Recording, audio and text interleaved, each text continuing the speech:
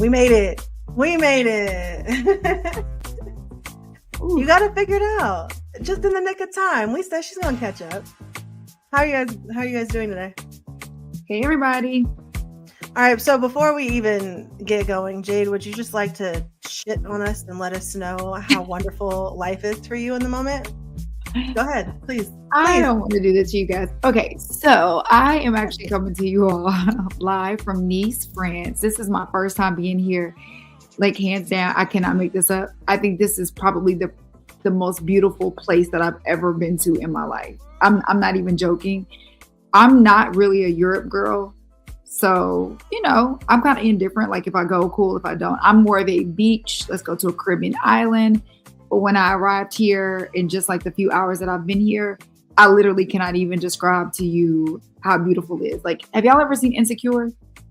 Yeah. Mm-hmm. Okay. So on Insecure, you know how, like, Patty, you're from the West Coast, like the mountains with all the homes all in the mountains. I didn't know there was going to be palm trees. Our hotel is on the water. There's a beach here. Like, literally, I have not seen one piece of trash on the ground. Like, it just smells different. It feels different.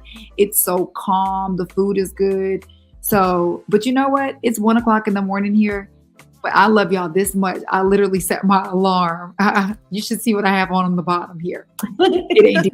Okay. Tell us. Yeah. Oh no, honey. This ain't that type of. Is this OnlyFans? No, I'm just joking.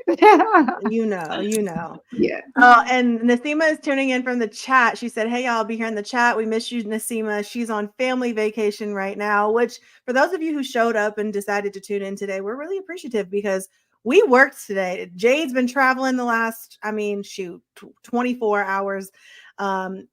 Patty and I have been working all day long. So I'm actually excited to kind of get unplugged for at least the next day or next 24 hours for the 4th. But thank you guys for being here again today.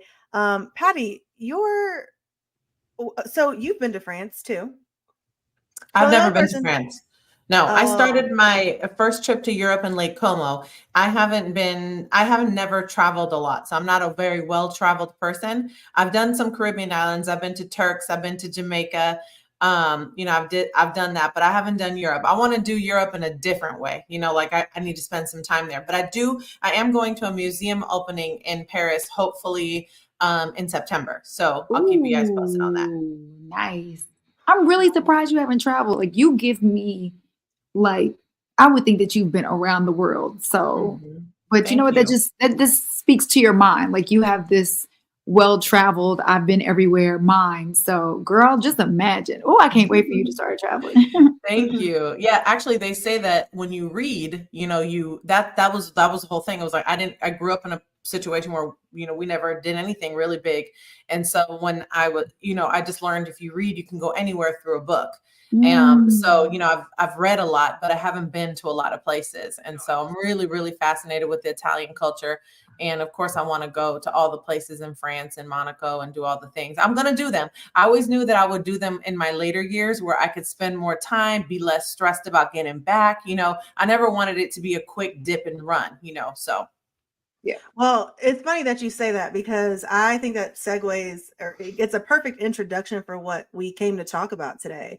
And so and for anybody who's listening, ears that I know that are listening, Paris, France, all of those things, let's put those on the list. But those are on my wish list. But I think you just made a really good point. You said in my later years, because you want to do things a certain way, right? You want to, I remember being, 21, 22 and having all these big dreams, but being broke as hell at 21 years old. Right. And then not really getting to a place that I could really do the things that I wanted to do. And I just was having a conversation last week where I was like, you know what, I plan to start living my life doing the things that I've always wanted to do. So being in your 30s and late 30s and whatever, like you got money now you can kind of do some things. So I'm excited to get going. But the point that I think that we should talk about today is that time component, right? So today's theme is, it's not the end of the world, sis. It's just right now. And so in light of things that we wish we would have known sooner in life, I remember there have been very monumental moments that have felt like my world was completely just ending, where my life was just shattering, my heart was just broken. Things just aren't working out. That job isn't working out. That opportunity isn't working out. That connection's not coming through.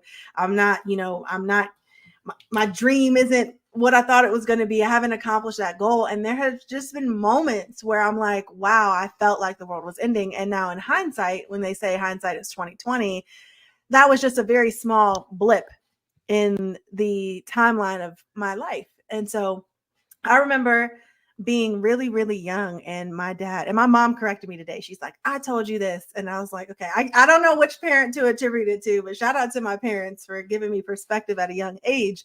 But whenever I had those moments where I felt like my world was crumbling, it's easy for a parent to look at you and say, oh, wow, oh, you're going to be all right. Well, yeah, because this doesn't seem like a big deal to you, but we can't minimize what's a big deal to us in those moments. And so my dad would explain, and they would draw it out.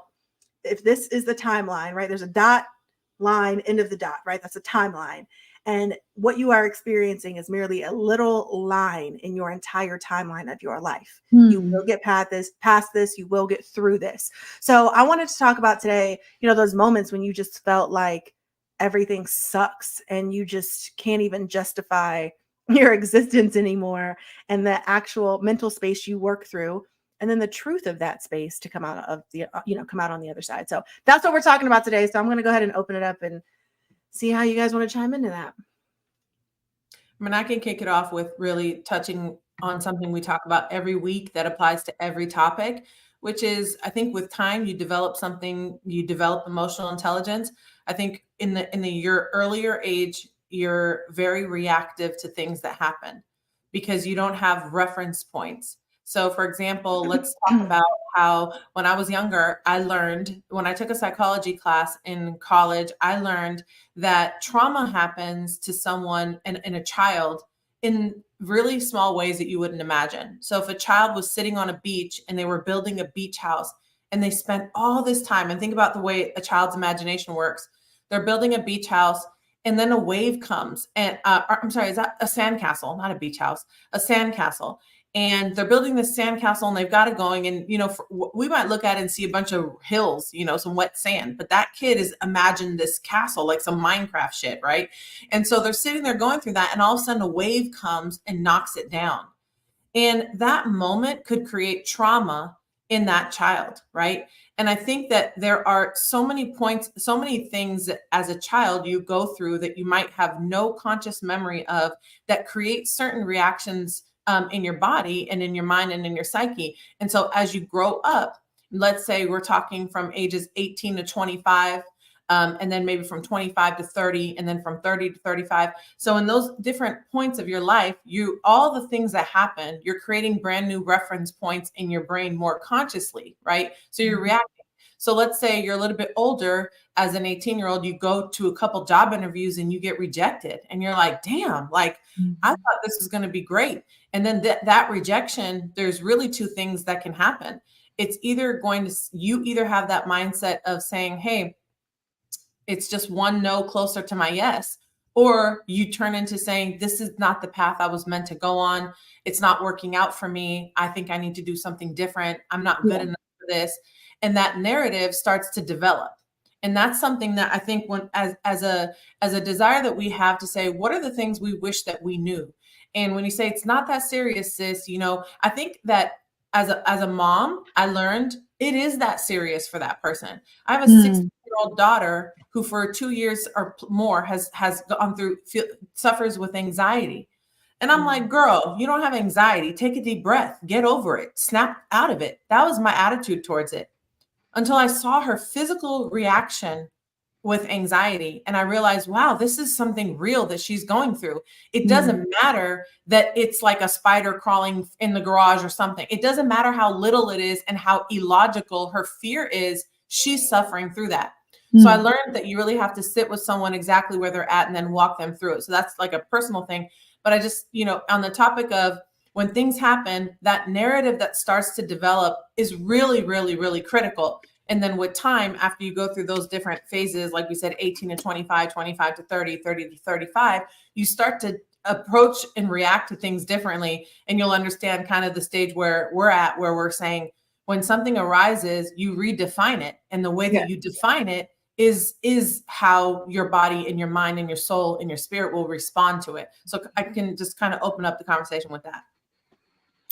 Man, that really is so good. And I love how you said when you're talking about perspective that it can seem so small to us, but it is so big to them. So just acknowledging the fact that we all, like, things affect us differently, right? What's interesting about what you just said too, for me, is being a little bit more open about what I'm going through. To me, that helps me, because what you realize a lot of times when we are struggling with something, or something may seem minute, or, you know, people will tell you, okay, that's third world problems. Like, seriously, you're being bothered by that.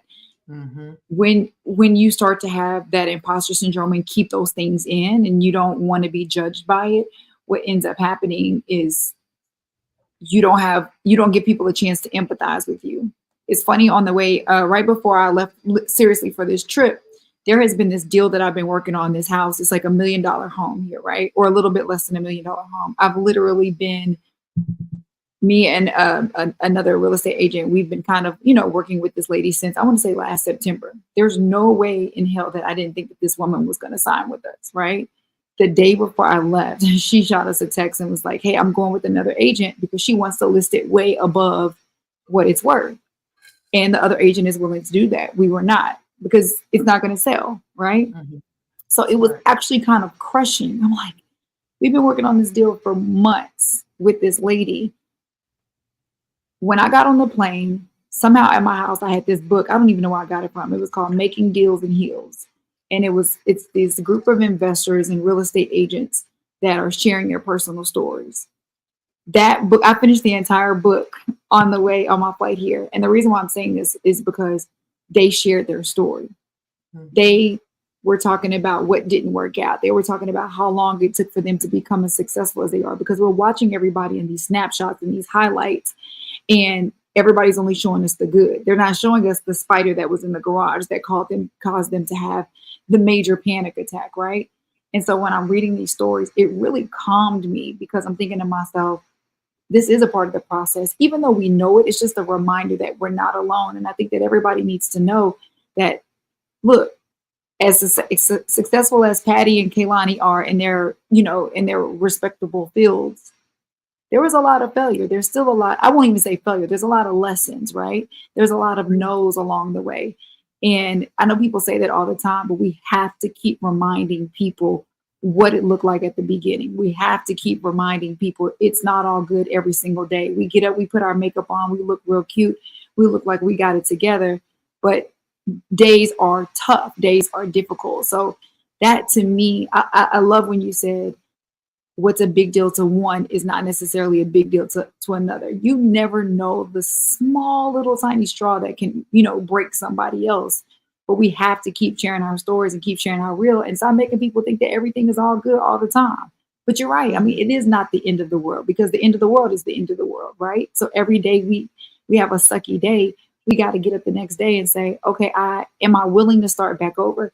And sometimes you just don't have that go. So when you don't have that go, who is your tribe that you're going to call on to be like, I need you to push me when I can't push myself? Yeah. You know, I think what you just said sparked another thought for me, in the idea that, you know, you talk about sharing your story, or even just talking to someone. I mean, I think this idea that you're special is like really messes with a lot of people. Like, you're really not. All right. And as much as we want to bully, and I say that in the best way, I think you guys know what I mean when I say that. Oh, I thought Patty was going to say, what? What are you talking about? No, that is such a good point. No, we'll talk about that offline, Jade. But no, for real, people are like, you know, you would swear that all eyes are on you when you're going through something. You feel like you're in a fishbowl, right? So one of the things that I like to practice, and this is something that my therapist taught me early on, is to inspect everything for truth. right? And inspect it for truth. So there are emotions, there are feelings, and when things are heightened, you don't even have you don't have perception of what's necessarily reality or not. And even biblically, the Bible will tell you, God says your own heart will lie to you, your own heart will deceive you, right? So inspecting things for truth is always my first step. So when I feel like I'm confronted with something and I have an emotional knee-jerk reaction to it, I literally have to practice stopping myself in my tracks and saying, okay, wait, but is that true? Let me inspect that for what it actually is. And that has really helped me understand or kind of grab hold of the reality of the situation. The second thing is realizing I'm not the only one going through some things. So just as I feel like some days I'll wake up and I will be very clear on my purpose for today, my to-do list, the things I got to do. You know, I'm clear on my vision. I feel like everything's working out. I'm productive, this, that, and the third. I'll wake up the next day and be like, why did I even do this? Like, why is this my life? Why did I choose to do this? Am I making the right choices? Am I even doing the right things? Like, why is this life? And that's a real feeling. A lot of people, you know, have that. And so in Wire, when we do these calls every Monday morning, called Monday Morning Motivational Calls, and we get on, and you never know like what the tone of the call is going to be. But sometimes it's really, you know, it's so funny because a lot of people also end up feeling the same way. I don't know if that's you're just attracting, you know, the right people, or Mercury is retrograding or what, but it's so interesting how a lot of times the feeling or the sentiment will be the same among, you know, everybody on the call. And it might be an emotional day. It might be a really motivating day. You never know what you're going to get, but it's so interesting to see how in the blink of an eye, your energy can shift from, wow, I got it together, to holy crap, I don't have anything together. And in those moments, again, inspecting for truth. But then secondly, and then I'll stop talking, but after inspecting it for truth, then secondly, evaluating your alignment, right? Like, so am I aligned? This is how I make decisions for me. And I'm trying to skip ahead, but it's kind of hard. So let me explain. Whenever I'm faced with something, I'm always like, okay, whether it's a decision on a relationship, a connection, a business opportunity, whatever, is this person, is this opportunity, is this thing in alignment with where I'm looking to go?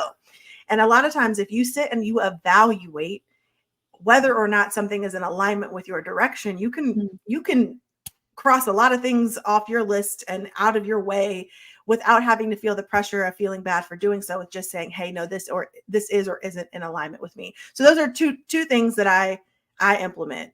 I want to add one to that because I know you loved stats, and I saw this statistic that was talking about mindfulness, and it said practicing mindfulness has been shown to reduce stress by 30%. I think mindfulness is very important. I struggle with that. Patty, you talk about that a lot.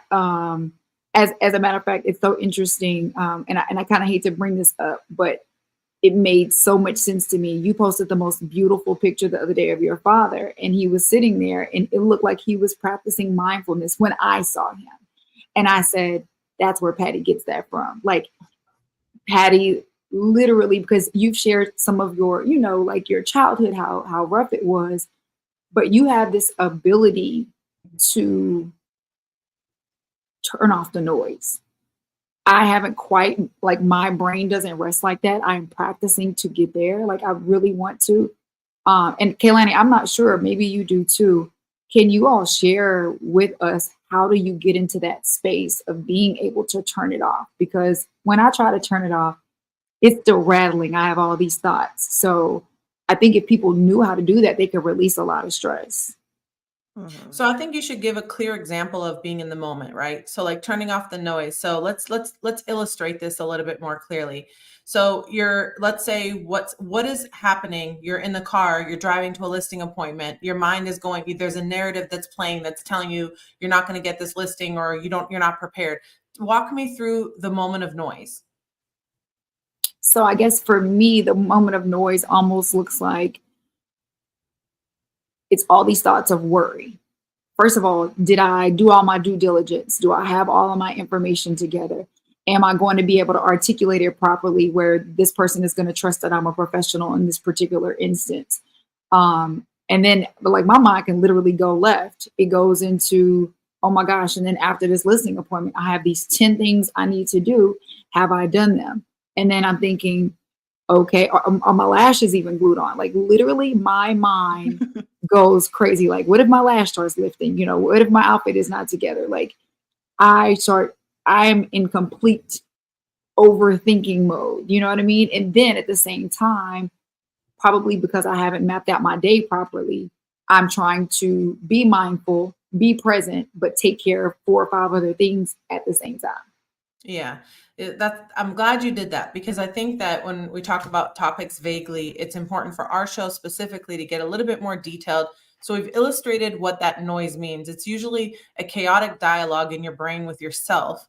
And it usually happens, it's almost like a trauma response, right? Because you're afraid. And when you're afraid, yeah, I do agree that's normal. When you're afraid, all these thoughts come up. So just yesterday, I'm under the gun for 3 different closings, large deals, complex deals.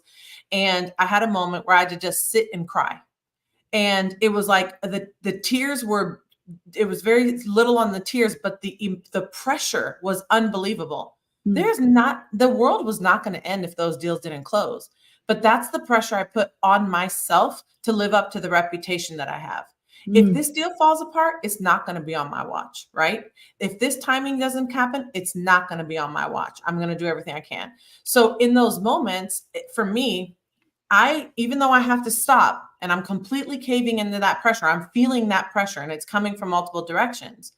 The best thing that I know how to do is to completely stop, right? Stopping in that moment, having a moment, letting out the feelings of anger. So like if I was in that car and I'm Jade and I'm feeling all these emotions, I might stop and do what I showed you guys on the other show and scream, right?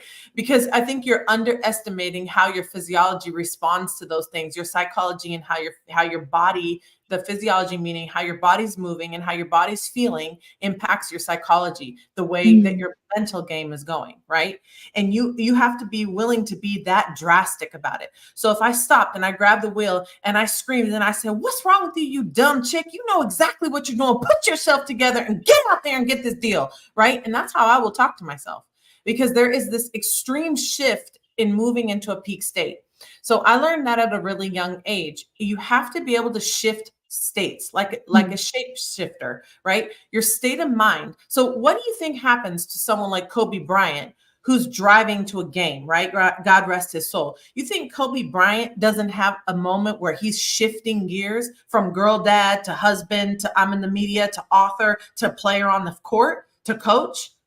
You're not wearing the same hat in every circumstance. So if you're in a sales-oriented position where you are and living commission-based and you have to go present things, you're dealing with pressure, tremendous pressure, because your livelihood depends on these deals closing, these relationships flourishing, etc. So if you are not taking the necessary steps to get yourself in a peak state and shifting gears and completely like ejecting that tape that's playing in your head, you're missing out.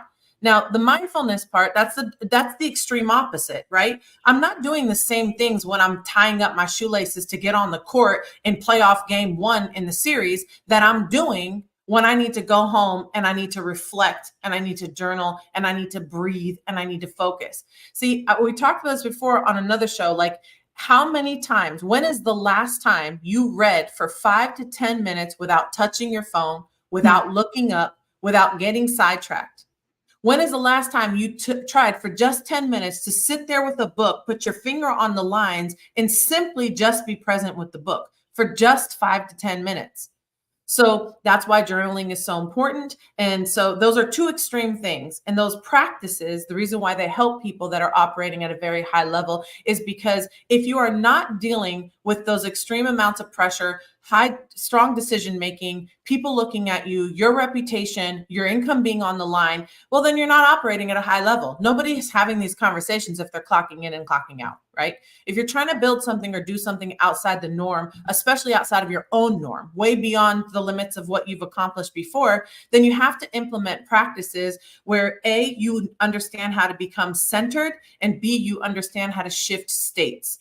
So remember the example of Kobe. If you are Kobe Bryant or you're Kyrie Irving or you're Jason Tatum, right? You are not stepping into the on the court. You're not stepping on the court with the same mentality that you step into a bedroom, right? When you're getting ready to wind down and go to sleep. So what are those states that you're shifting? I can tell you right now, I would be sitting in my room right now, blow drying my hair with Kalani and be like, I do not want to go to this event. I don't want to talk to people. As soon as I walk in the room, I'd be like, hey, I'm the life of the party. And people are like, oh, Party Patty's here.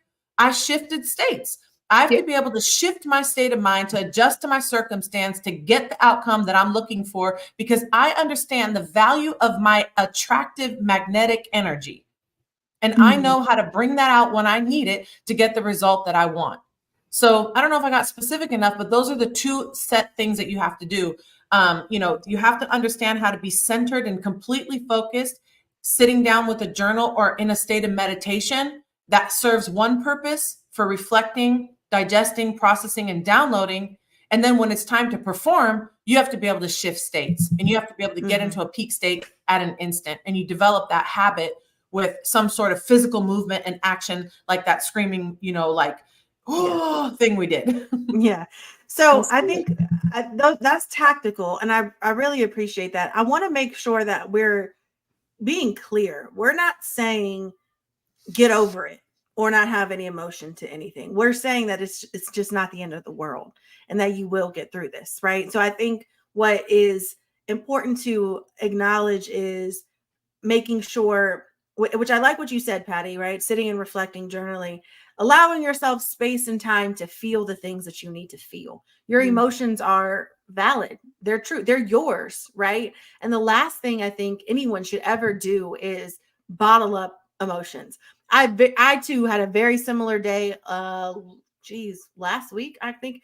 I kid you not, I kicked out probably 5 consecutive 14-hour days at minimum last week. My brain, by the time Friday night came around, I had maybe a singular brain cell left. And all I felt was emotion. I was being a complete jerk. I was being an asshole. I was giving my man's attitude, right? I was just not feeling it. It was not working out for me. And I was just overwhelmed and I had this emotion. And there was something that about having that moment to process those emotions and give myself time to feel them. But literally the second I changed my environment, instead of sitting at this computer, sitting at this desk, doing whatever I was doing, I had to get up and I changed my environment and it immediately shifted how I felt immediately. Yes. And that was number one. Number two, we've said, all of us at some point talking so far in these last 20 minutes have used the word failure. And I want to make sure that we unpack that a little bit. So failure, what is failure? And I think that what I've learned with, especially the WIRE community, that there are so many people that are afraid of failure. But what I've noticed more, that when you inspect that, really, more people are afraid of success than failure. It's to a point where it's almost crippling. So I think that one, I want to talk about failure. And then secondly, I want to make sure that people understand that this applies to situations you don't have control over, right? So Jade can sit here and talk about, her preparation for this client, her thinking that they, definitely had a deal and whatever the case may be. And she could say, okay, I'm freaking out. Did I run the comps correctly? Am I missing any data? Is my listing presentation good? Did I handle every objection? Am I fully prepared to take on this $1 million client? And she can talk about the controllables, right? But at the end of the day, the reality is there was something completely out of her control that predicated whether or not that deal belonged to her. Just like real tragedy in life. If someone dies, God willing, no one does, right? But in those moments, those are tragic moments and you have no control over anything in those moments.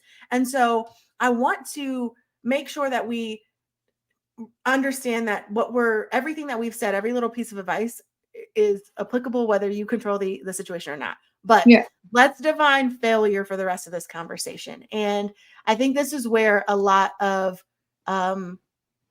this work can really be put to practice. So very similar to Patty taking us through that exercise, I'm gonna take it a step further. So Jade, you're on the way to this listing appointment. You're, the one eyelash is not gluing down well because the wind is getting to it because the AC is It happens. on high because the temperature is set to hell outside, right? And some of your papers get mixed up, or you realize, oh my God, I left my laptop at home, or whatever is happening. Let's just assume the worst of the worst. In the event, and I'm going to ask you this now that you got news that that person decided to go with someone else, what now? Like, does that mean that you failed? Or what does that actually that is mean? actually a really great question, because I think the reality of failure is that failure is not failure. Failure oftentimes is when things don't work out the way that we thought that they should, right? Life is about perspective. And I think that sometimes we have this plan and we work this plan, and when the plan doesn't go like the plan is supposed to go, then we feel like we failed. But to your point, which is an amazing question, Kaylani, I mean, I got to get up and I got to keep going, right? So it wasn't really, it wasn't a loss. It was more of a lesson. And I remember years ago, you're bringing something back to my memory. A mentor that I had years ago used to say, Jade, you're going to learn more from your failures than you will ever learn from your successes, right? And you hear people all the time say, fail fast, but it is the feeling of things not working out how we want them to, and also worrying about what it looks like to other people, right? Mhm. Because sometimes people can put us on this pedestal. Patty said something earlier that just like, oh, I get it. Sometimes we put ourselves on a pedestal because we have a reputation. We're closers. We work hard. We do this. We do, you know what I mean? Like, and so we fight tooth and nail to make sure we don't also lose our reputation. Like, we win. I'm a winner. I'm competitive. I'm this, I'm that. But at the end of the day, nobody has a life where everything is going to work out. So I have you're to push right. back on something. I want to push back on something on this, Okay. okay? Because I just want to say, in my world, in my mindset, the way I think, yes, the answer is you failed, right? You didn't get the listing. You failed at that task. Does it make you a Right. failure? Does it make you a loser? All the conceptual things that make you change your perspective to keep going, I'm with you on. But the answer to the question is, yeah, you failed. You didn't get the listing, right? Right. Because I feel like in a sales setting, either they sell you on either you're selling them on why they should work with you, or it's a sale. You didn't get the sale. So that is a failure. And I think that that's why we said failures are the roadmap. I just wanted to be clear on my perspective on that, right? I'm not saying everyone should think that way, because I'm very hard-nosed about things like that, because I'm not a participation trophy kind of person. Yeah. Right. So I just wanted to be clear on that, on my opinion on that particular question. But, and I get where you're coming from, but again, I guess go back to her original question. How do you define how do you define failure, Patty? Well, for me at this stage right now, and the way I would define failure for myself right now, in particular, strictly for my mortgage business, is by not hitting 100 million. I don't care what the market's doing. I don't care what's happening. I don't care if the world's falling apart. I don't care if rates are 10%. We're doing 100 million. And if we're not doing 100 million, that's a failure to me. Now, I want the audience to know, I just in June closed $18.9 million worth of business, and I have 17 million on deck for this month. I'm not just talking, right? Like, I'm doing the things I'm talking about, right? But I'm not saying, oh, look at me, I'm closing these deals. What I'm saying is the results are telling you the truth, right? There is a hard-nosed attitude. There's a mindset you have to get, oh, look, Kalani's just fucking loading the gun for me right now. Go ahead. No, Yeah. I think there's a mindset piece to it. Like, okay, pat yourself on the back, get back up, keep going, and all that. And then there's numbers that you have to hit. If you don't hit those numbers, whatever your numbers are, it could be one listing every 6 months. I don't care what your number is. Whatever your goal is, whatever you doing it for, whatever it is, if you don't hit the target, if you went to a listing appointment, you didn't go because you were trying to get a pie recipe. You went to go get a listing and you didn't get a listing. So you need to examine why you didn't get that. If I can tell you, if I don't get something, I can tell you exactly what I did wrong to make sure I lost that opportunity. Well, I know exactly why I didn't get it, but to me, it goes back to what Kaylani said. Yes, I agree with you. You got to have goals. And if you are perform under the goal, I guess it could be perceived as a failure. I don't necessarily agree with that. But at the end of the day, you don't control as much as you think you control. So if you don't hit your $100 million, I mean, are you really technically a failure? Because that means She that closed means that 99.9 and she's still living good, right? yeah, but I That's guess the point is that not the money. that means that Patty believes that she can have control of all of these things, and honestly, you really No, can't. no, So no. what? Patty believes that despite all those things, I'm going to hit my target. I'm laser focused on the target, right? I'm built different. I know my mindset is different. I know this isn't the soft, fuzzy feeling things that people want to hear. I understand that. But No, I'm I get saying it. if you have a target, it doesn't matter if it's raining. Like it's like David Goggins, stay hard, like get out. You're doing it. That's how I feel. That's how So I what do talk to you myself. do? So what do you do? Hypothetically speaking, you fall short of what? If you've ever I'll fallen tell you what short. I do. I'll tell you exactly what I do. I need some I popcorn. Hold on, let me take eat my calls on Sunday at 5 p.m. I don't have to do that, right? Yeah. If I miss a call on Sunday at 5 p.m., they'll be happy to hear from me Monday at 8. I'm still answering the call. If someone has a question for me at 8 p.m. on a Sunday night, I'm taking that call. So yeah, okay, I get it. I'm at a point in my career where I don't have to do that. But what makes me different and what separates me from the person who fell off and didn't hit their targets in 2023 and won't hit their targets in 2024 is a simple act of not answering their phone, right? I'm willing to do what you're not willing to do. So I'm always going to outperform you. Okay. So then, with that being said, you're willing to do what other people won't. You're going to hit this target. So you hit this target of 100 million. Then what happens after that? Does the target move then? Absolutely. The main target So then right now. hold up. So then if the target then moves, my question is, it goes back to the very beginning of this conversation. I love the dog in you. Please don't get it twisted, because I mean, that's my father is like that, right? It's like there are no excuses. Quitting is not an option. Let's go get it. But on the flip side of that, it's so funny because as I'm listening to you, I'm like, okay, this is familiar. So you hit your $100 million mark. So the mark moves, and now we say next year I'm going to do 125 or 150. Going back to the beginning of the conversation. So when do you finally start to go on your trips? When do you start to actually breathe a little bit? When is it? It's never going to be enough. But when do all those other things that come into play? Because you talked earlier about trauma responses. Perhaps that's the trauma response because you're still trying to prove something to either yourself or somebody else that you can go get it regardless of what anybody thinks. Perhaps there's a part of you that's still trying to like tell yourself that you're worthy enough, where at the end of the day, whether you hit 100 million or just 10, you were already worthy because you woke up that morning. Does that make sense? Absolutely. I feel worthy regardless. And there is parts of this that are Do trauma you? responses. Yeah, I do. There are parts of this that are trauma, like the way that I'm cut. I know that you're not, I'm not normal in all senses, right? Like I receive that, I accept that opinion. How the target moves though is that in 2024, not only will I hit the 100 million on personal, but I'm developing a team, growing it to, I have 5 loan officers now. I'm taking the team to the next level, and the group target is 550 million. We're going to figure that out, right? That's fluid. That's not if I hit this, I'm not a failure. Now I'm saying the new challenge is, how do we do $550 million as a team, and how do I develop people around me, but I'm still hitting my 100 while I'm taking on these new responsibilities. Also, to answer your question about the travel, is I've never been able to grow outside of being an individual producer.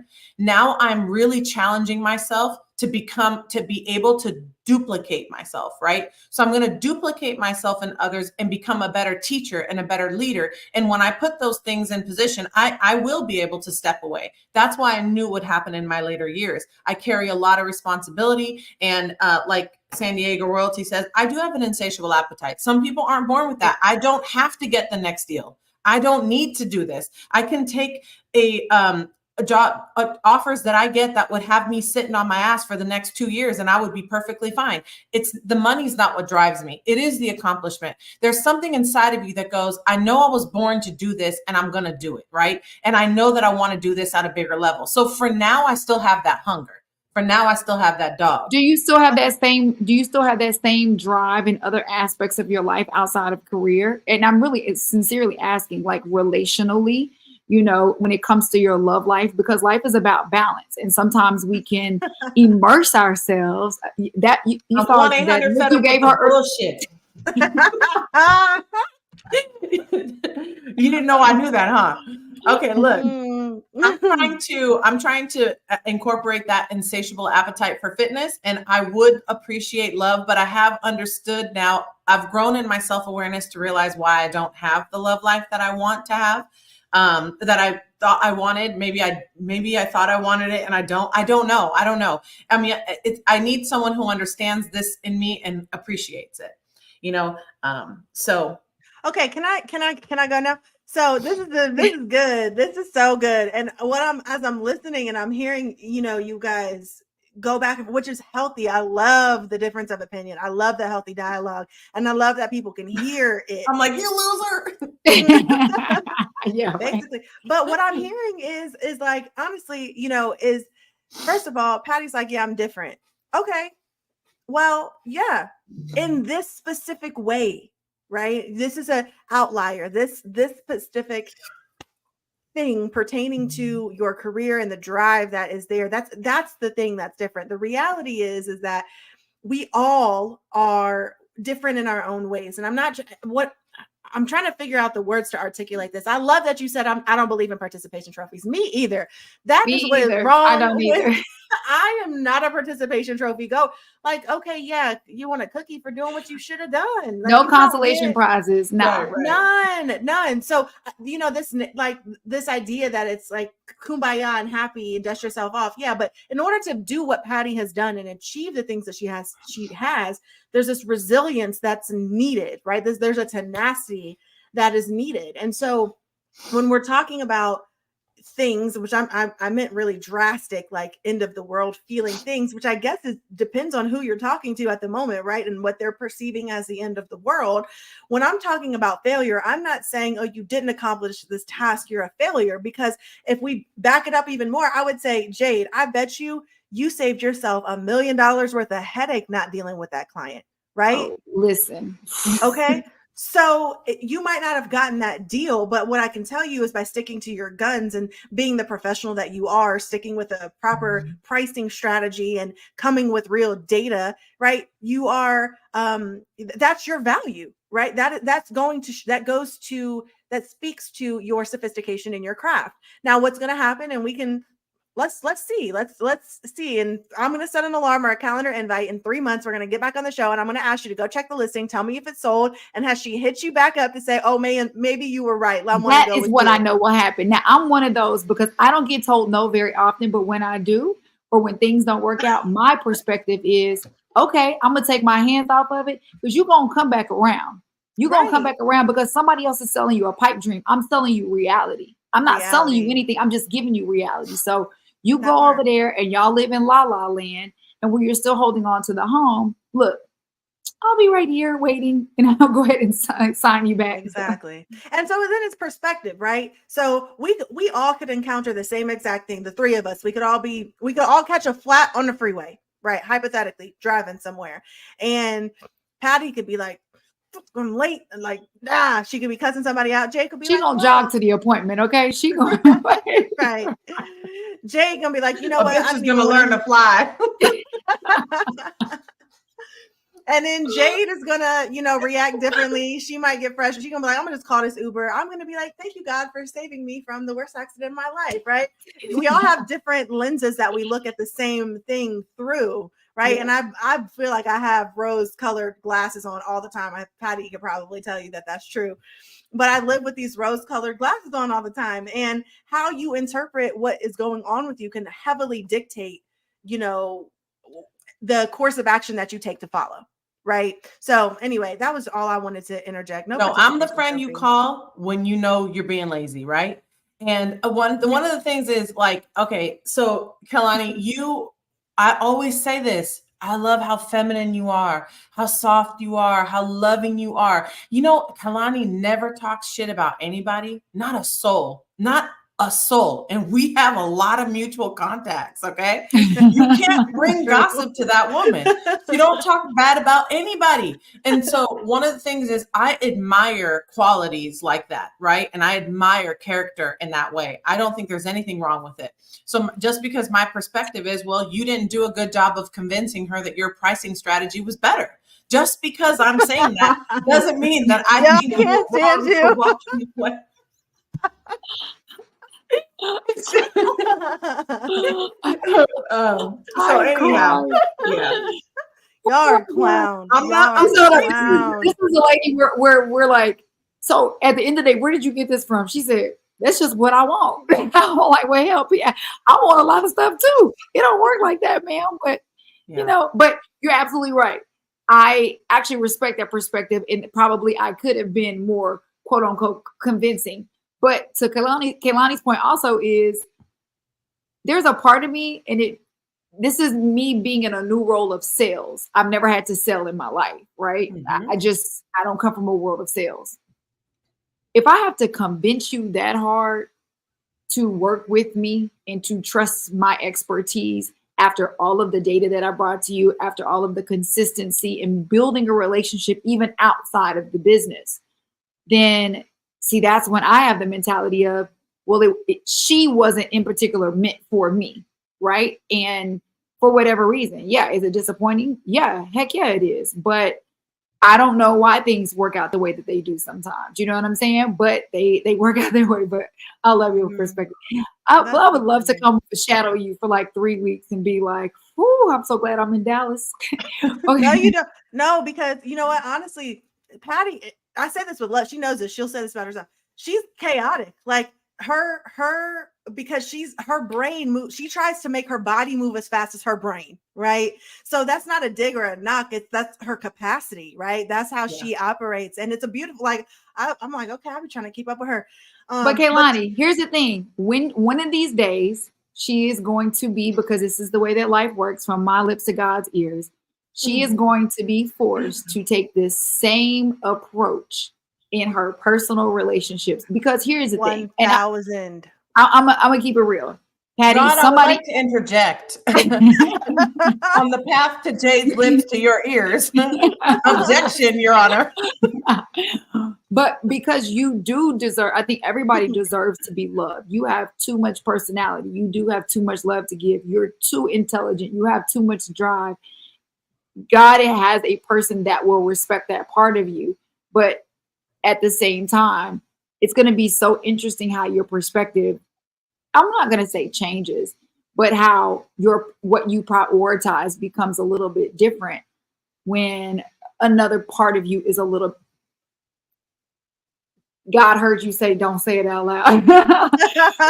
Yeah, because I was about to say something very inappropriate. but when there's a part, when your priorities change, because a different side of you is softened, right? And so, because you do deserve that, like you really, really, truly do. But I think my therapist says that I'm avoiding that. Yeah. Hey, my therapist says the same thing. This is why I can dissect you right now, because we have the same. That's what I was telling one of my girlfriends, is that as long as you're working on yourself and the girls around you are working on themselves, we're all going to have weak moments, but we can give each other exactly what we need. I received that, and I appreciate where you're coming from on that. But as of right now, we're focused on 550 million. Okay. Thank you. 550 million. Okay. Goal is heard. Last part, I know we started a couple minutes behind, so I think we might can squeeze in just this last little thought. But I think there's something to be said for, like brute force, right? Like you can create a result just off from works, right? Faith without works is dead. But at the same time, like you can create a result off the sweat of your own brow, right? I can work really hard at something and I can create a result. That doesn't necessarily mean that it is what is intended for me, if that makes sense, right? So I would be remiss if I didn't make sure that I brought this concept to this conversation. Like I'm a big, huge proponent on alignment. And maybe that's why I'm okay with what might be perceived as failures, so to speak, as I look at it as redirection. Now, of course, I'm not saying don't be your best, don't work hard. right? I like to watch my own film, right? Kobe Bryant was a master because he watched his film more than anybody, right? I'm big on that. Examining myself, examining my mistakes. How could I have shown up better? What could I have done better? All those things can be true. And yet still, I could be out of alignment and something might not be meant for me. So if I'm actually operating in alignment for God's will for my life, I'm trusting that he's orchestrating things to work together for good, right? That's my belief. And so I guess, what do we say to the people that are working really hard, spinning their wheels, not getting a result, and then spinning those same wheels, right? To me, this is an evolution of, and why things start to feel less traumatic over time is because you've exercised skills. So every time you reach a point of failure or whatever we're perceiving as failure, right? You are growing, you're exercising muscles and you're growing muscles to be able to handle them. So if I catch a flat tire on the 215 and I'm like, oh, great.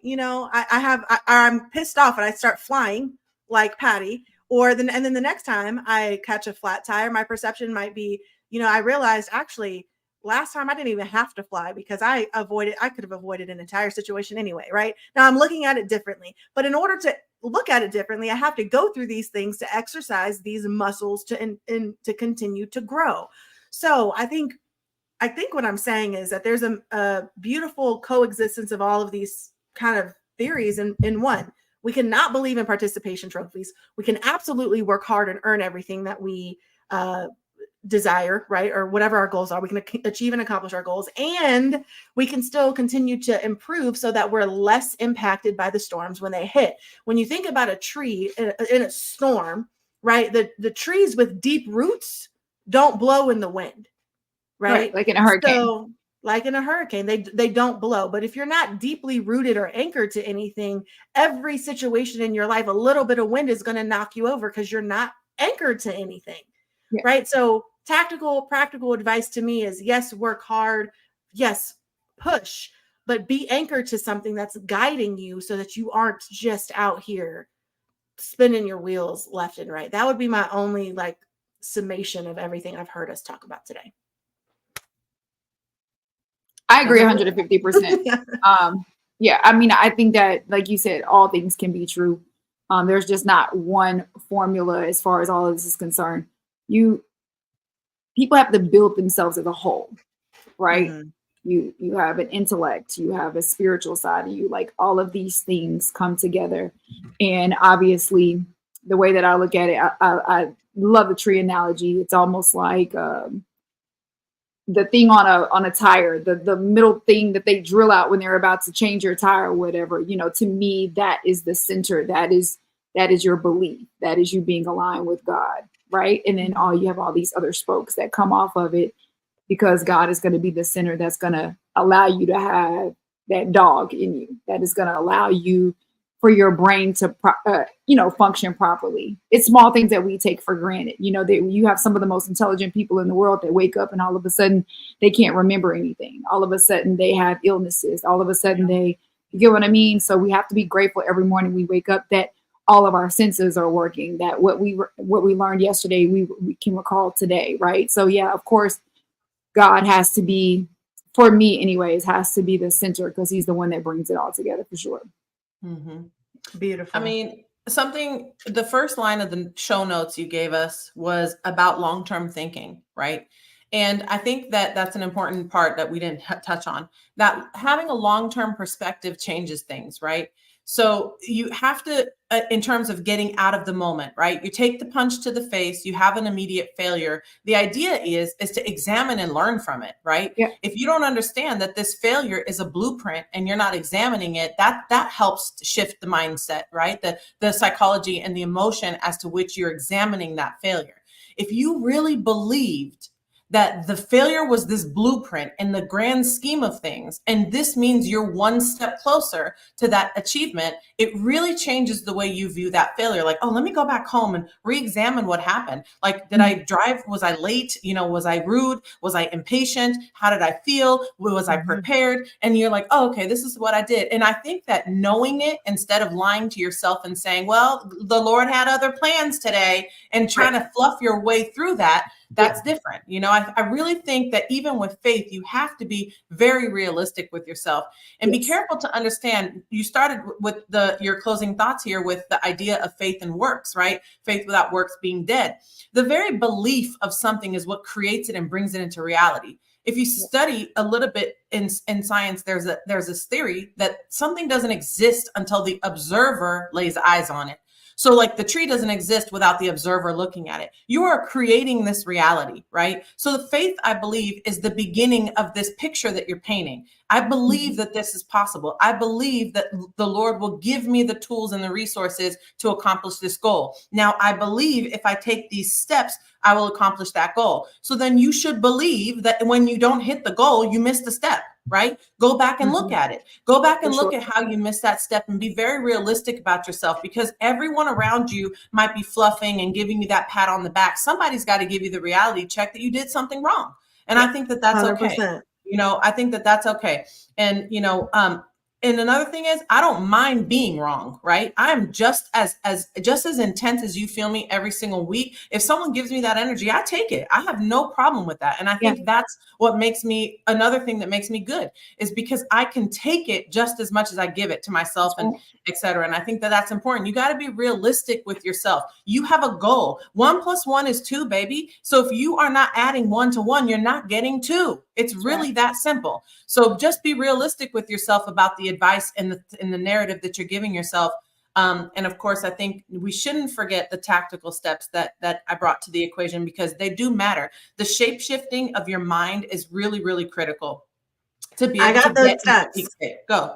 Good. I got those steps. And so let me go ahead and get us going. But so if we were to sum today's episode up, I got 4 action items of tactical things that we basically dissected today. First things first, inspect the feelings for truth. Secondly, feel the feelings. I can't hear you, Kaylani. Oh, no. You can't hear me? You just faded. Oh, am I back? Perfect. Okay, perfect. Let me get a little bit closer. First things first, inspect it for truth, right? Something happens, expect your emotions and your feelings for truth. Secondly, give yourself time to feel the feels. Third, shift your state, get into a peak state or shift your environment. And lesson number 4, learn. If you don't learn, you know the definition of insanity, doing the same thing over and over again, expecting a different result. Same results. Yeah, That's right. And that's what she said. Good. Well, thank you ladies for showing up per usual. Jade, it's what, 2, 3 in the morning over there? 2 in the morning? 2:06. You have a wonderful week ahead of you planned in France. Take lots of pictures, share them with us. We're gonna live vicariously through you. Like, can you imagine if I would have missed this? No, like Nasima, I will say this, Nasima had a lot of family and a lot of noise around her, so she couldn't be on today. So I don't want it to make it seem like, you know, everybody has their own circumstances, but she was here present in the chat. So thank you for showing up too, Nasima. We love you. We miss you always, for sure.